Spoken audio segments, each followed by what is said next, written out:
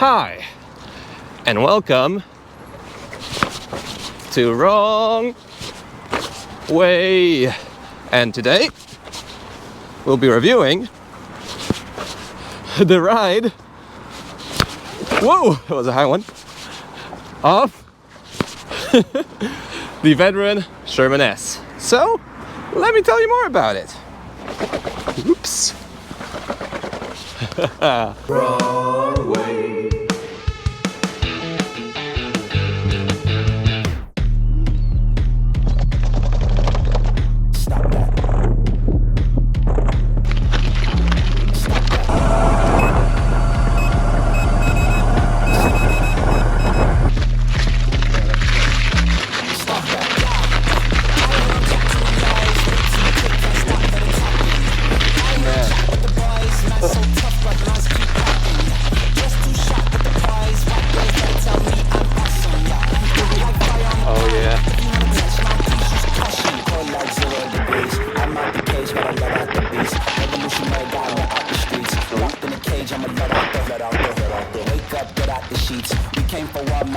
Oh yeah, precision.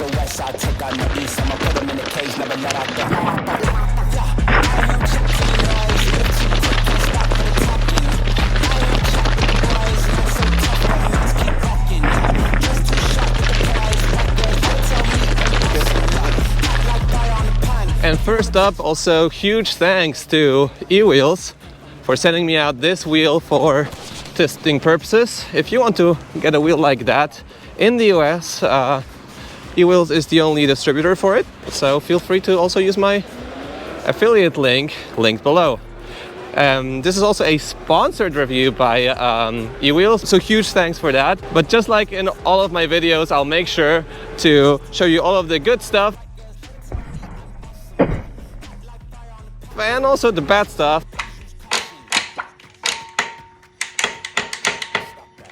About the ride of the veteran Sherman-S. Stop that. Stop that. Stop that. Yeah, I hear him chat to the noise. Can't stop for the talking. I hear him chat with the boys. Nice keep walking, yeah. Just too sharp with the prize. Let the girl tell me I'm awesome, yeah. Hot like fire on the pond. If you wanna touch me, please use caution. Alright, so with that out of the way, I've put around, how many? Oh, by the way, charge flap open. That's what I was talking about. 385 kilometers on the clock on the veteran Sherman-S. And yeah, I'm starting to get a good feel for the ride on it. Oh, by the way, let's see how far we can lean here. And I would say pretty far. So I can tell you now roundabout how it feels to ride this thing actually daily. I've tried it off-road, on-road, but I still have to make all of my tests in different settings and also with the different coil. So make sure to stay up for the final review. Oops, sorry. To check that out as well. Sorry, man. Alright, so before we get into the suspension, which probably is the thing you are most curious about, I'll tell you about the things that bothered me and were fixed in the veteran Sherman-S compared to the veteran Sherman. And first of all, I think something that a lot of riders hated is pedal dipping. And I am very happy to announce that here's pretty much no pedal dipping at all. So take a look when I accelerate or when I brake. There's pretty much no movement of the pedals whatsoever. It's almost like it's overcorrecting and then it's even going the opposite way a bit. But anyways, what you will feel as a rider and when accelerating and braking on this wheel, and you can also tell by the light in the night that it's staying absolutely flat, the pedals, or pretty much flat. And another thing is that there's pretty much no pedal dipping when turning. So you can see here, I can also just sort of make a turn around here, can I? I'll turn around and you can see that the pedal dipping, if any, is very, very, very minimal. There's still a small bit, but it's nothing compared to the veteran Sherman Max and veteran Sherman before. And as you can see with the suspension, it's a lot of fun to explore new bike paths. The wheel feels a bit heavier though. It feels definitely heavier and less sporty than the Veteran Sherman, and there is a couple of reasons for that. First of all, it is just heavier. However, because of the higher pedal clearance, it's a lot better to go, thanks, off-road on it, and you can lean much more into turns, which sadly I can't do right now because although it's the sun is shining here, it's pretty cold and slippery on those Vancouver bike paths and roads. So that's great. I prefer actually the higher pedals. And you can also feel that because the pedals are closer to the axle of the wheel, it's a bit more difficult to accelerate. Like the power is there, and it's actually crazy powerful. It's both as torquey or more than the Veteran Sherman Max.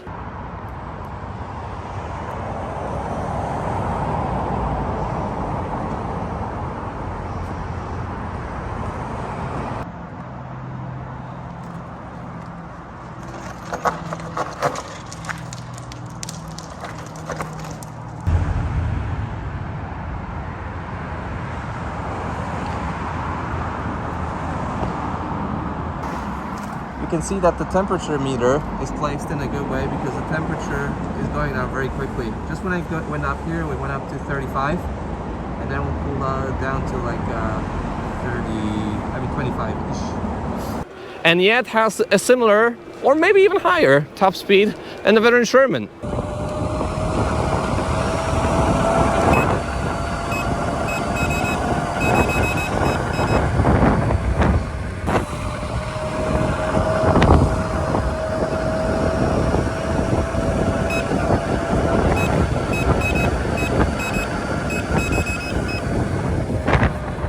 I'm very, very pleased with the performance, and just with the riding, the lack of pedal dipping, or very little pedal dipping, very, very tiny, makes it just such a joy to ride around town, taking turns. I remember taking this very path the first time around, and I just couldn't stop riding on the Veteran Sherman-S.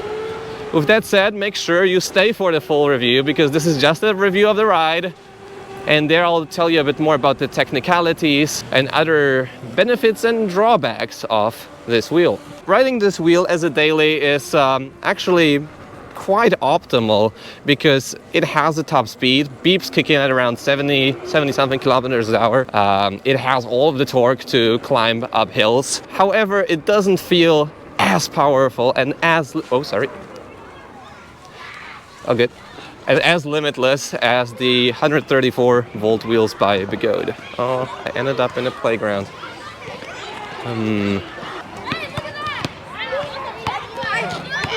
The wheel feels quite nice in between your legs. It's not too wide, not too narrow. You can feel those bumps a slight bit with my height. I'm 180 centimeters tall or 5'11". For taller riders, this might become a bit of an issue, but for me, it's no problem at all. With that said, I won't keep you waiting any longer. Let's talk about the suspension. And I think when it works, this might just be the best suspension on the market. It's crazy how good Fast Ace designed how this suspension works.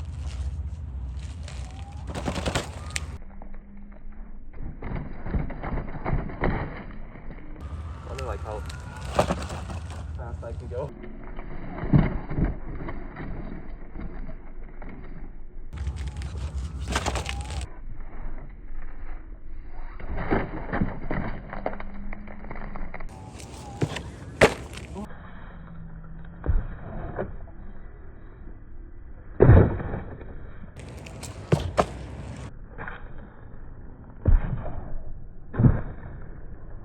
I have it still in a stock setting. I didn't touch it at all, so wait for the full review to see about that.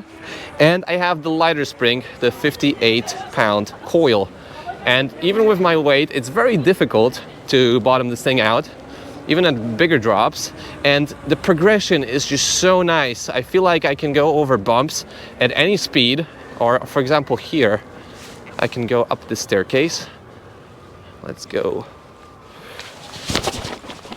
And it just does everything for me. It doesn't bottom out like the Bigot wheels, and it still has tons of travel, great compression, and you can still feel the road. A problem sometimes is that the suspension makes you not feel the road, and that is not the case here. It still evens out the terrain perfectly and makes it possible to ride it off-road a lot harder than on a wheel without suspension. Yeah.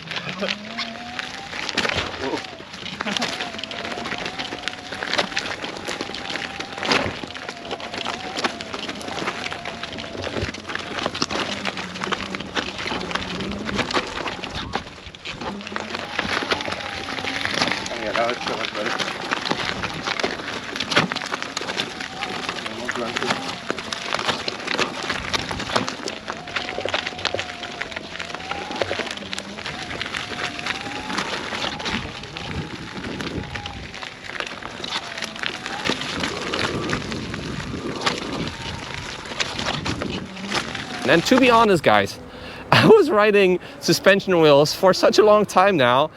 When I recently stepped on the Sherman Max, I mean on the Sherman from Sean here, it was like, what? I think I couldn't, even with like all of the, you know, robustness of some wheels that don't have suspension, I couldn't actually ride a non-suspension wheel as a daily anymore. With that said, there is some issues with the suspension as well. It starts to stick a bit. It doesn't work as smoothly as it was initially. The main thing here being that it's just not as smooth as it was out of the box. So hear me out. If I just do these movements, you can go, it goes sort of in steps. It depends how I also push it down, but at some points I can like lift it up and it stays in one spot sort of, and then slowly it moves up again. So usually you don't feel it on the road, but it feels just a little bit like less smooth than it did initially. So I'll still check on that.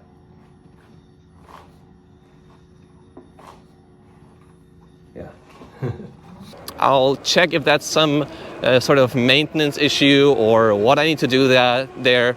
I was checking the screws on the side, which I talked about on the unboxing also every once in a while, and they do come a bit loose. So maybe I'll use a bit more Loctite there.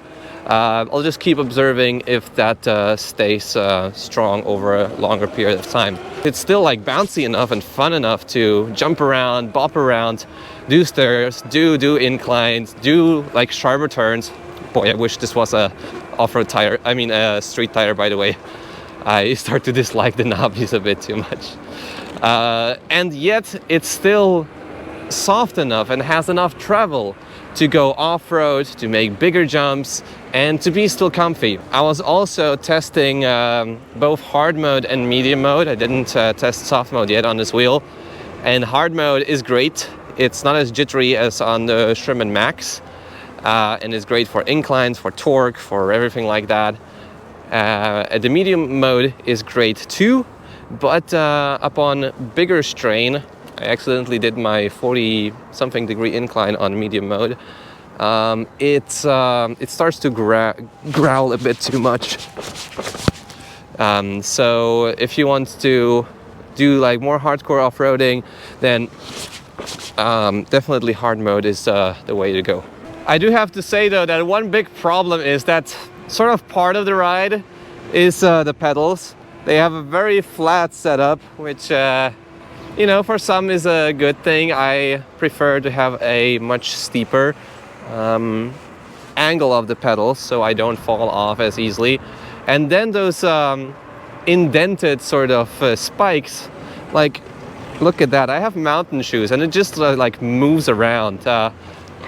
Yeah, those pedals don't provide you much grip whatsoever, especially if they get wet or if you want to have some, you know, mud inside collected. Yeah, this just becomes really bad. I hope that in the final batch they change those pedals to something more usable. It's like, it's so slippery, like just look at that. There's studs there, and I'm just like moving my leg around freely. So with that said, I guess this is my initial ride review of the veteran Sherman-S after 350 kilometers on the clock. So if you're still here, leave a like on the video, subscribe to see more content like this, be kind to pedestrians and other cyclists and other users of the road. And I'll see you in the next episode. See you soon. Okay, let's do just one more drop. Oh yeah.